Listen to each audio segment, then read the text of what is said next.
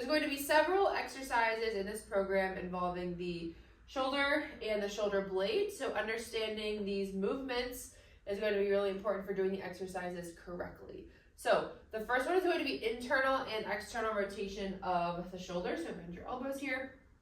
So external rotation is when you're moving your hand away from the body, and we're shortening, contracting these muscles in the back that are long and weak. And then internal rotation, equally as important, is when we're bringing the hand back to the body. So we can do internal external rotation in this position. Bring your arms out to the side, lace it about 90 degrees. Or here, you'll also see this position in some of the exercise programs. Coming down is going to be internal, and coming up is going to be external. For both internal and external rotation, we're going to use the muscles of the rotator cuff for this. So we want to be sure we're actually feeling these muscles engage. The rotator cuff is 4 muscles, and they sit right here within the shoulder and behind the shoulder blade.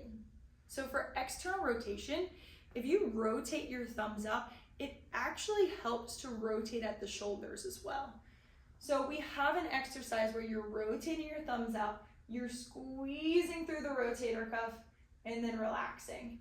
You're also going to feel your low trap and your rhomboids down here also engaging, which is good. We want to work those muscles too, but we want to make sure that they're not stealing the show, that we're also working these rotator cuff muscles as well.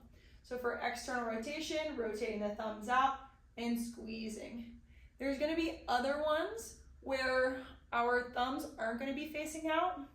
We'll be in a more neutral grip like this, but we want to make sure that we still have that feeling and that sensation of the rotator cuff working as well as the low traps and the rhomboids, and that the rhomboids and the low traps down here aren't stealing the show.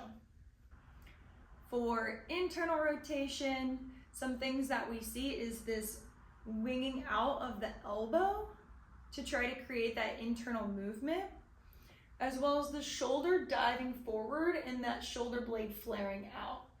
So this is not really working the shoulder rotator cuff. We want to keep the shoulder stable. You're going to hear that cue throughout the program. And as we rotate in, we're keeping the engagement through this rotator cuff as the arm comes in. So again, that shoulder blade is not flaring out.